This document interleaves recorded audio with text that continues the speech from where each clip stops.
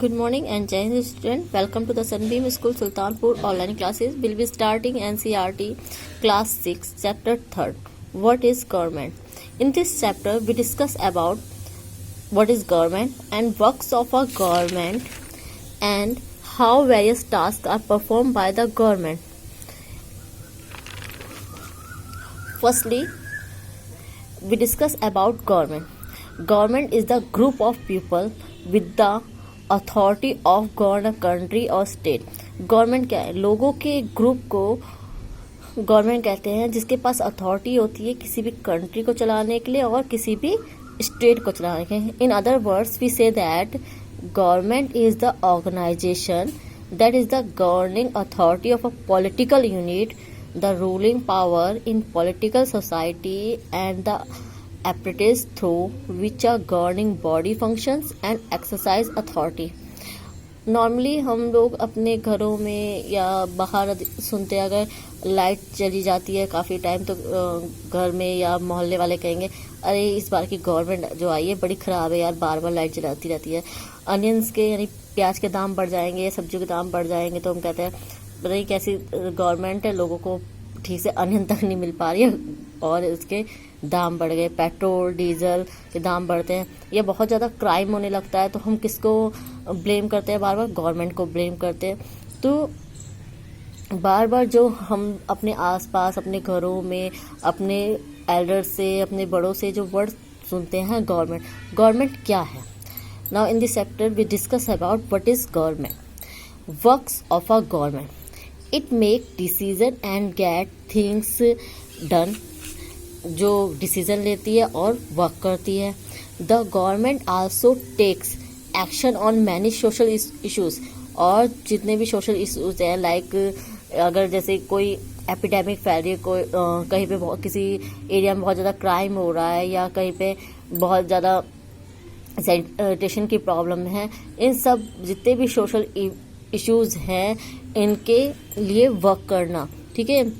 It does other important things such as running postal and railway service को चलाना. Like जब लोग देखते हो रेलवे वगैरह या गवर्नमेंट बसेस चलती है, सब कौन चलाता है?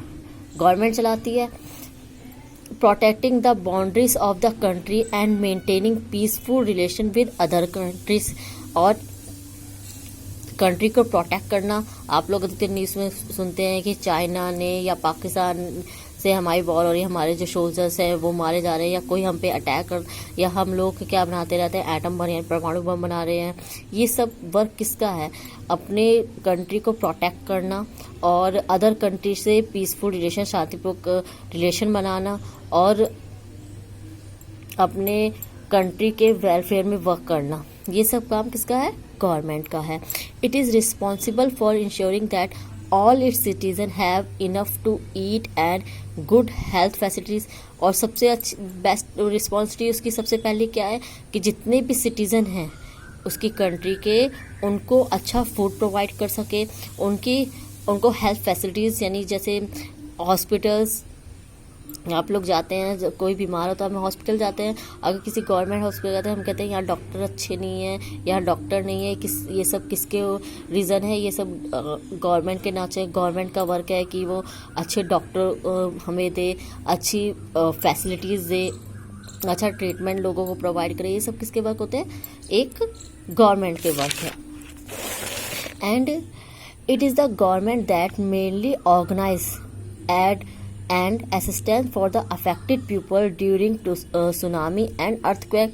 और जैसे कोई भी प्रॉब्लम आती है तो उसमें गवर्नमेंट लाइक सुनामी है ना, ये क्या है? ऐसी किसी प्रॉब्लम अर्थक्वेक का जैसे अभी एपिडेमिक फैली है लाइक कोरोना कोविड-19, तो इन सब जो प्रॉब्लम्स आती है इनसे अपने सिटीज़न की रक्षा करना, उनको सेव करना, उनके लिए वर्क करना, उनको कोई प्रॉब्लम ना है, इन सब के लिए वर्क करना किसका वर्क है? गवर्नमेंट का वर्क है. If there is a dispute or if some has committed in a crime you find people in a court a part of the government.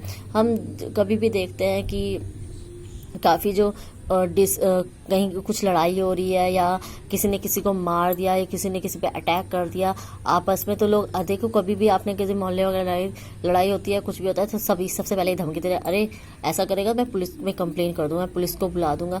तो ये सब फिर उसके बाद वो जो पुलिस है वो कहाँ ले जाती है, उसको कोर्ट ले जाती है। तो ये भी एक गवर्नमेंट का पार्ट ही है। how various tasks performed by the government do this on behalf of their people by the exercising leadership, taking decision and implementing these among all the people living in the territory।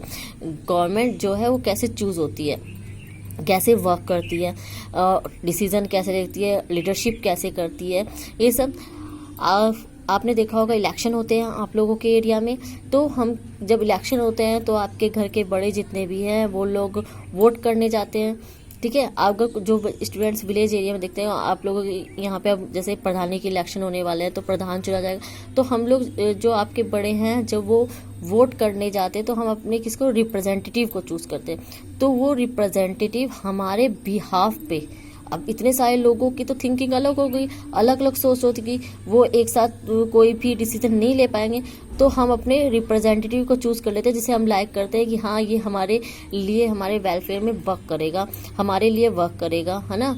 तो जो representative को choose करते हैं वो हमारे behalf पे क्या करता है, डिसीजन लेता है, वर्क करता है हमारे वेलफेयर में। तो गवर्नमेंट के इसी वर्क को 3 लेवल में डिवाइड किया गया है। Local level, government in village town और लोकेलिटी, लाइक जैसे विलेज एरिया में क्या होते हैं, ग्राम प्रधान चूज होते हैं, और अर्बन एरिया यानी सिटी एरिया में कौन चूज होता है, सिटी एरिया में म्यूनसिपैलिटी के मेंबर्स चूज किए जाते हैं। एंड नेक्स्ट है state level government that covers an entire like Haryana और असम, जो पूरे एक स्टेट पे, लाइक जैसे हम किस में रहते हैं, कौन सी स्टेट में रहते हैं, यूपी में। हमारे सीएम कौन है, हमारे सीएम है आदित्यनाथ जी।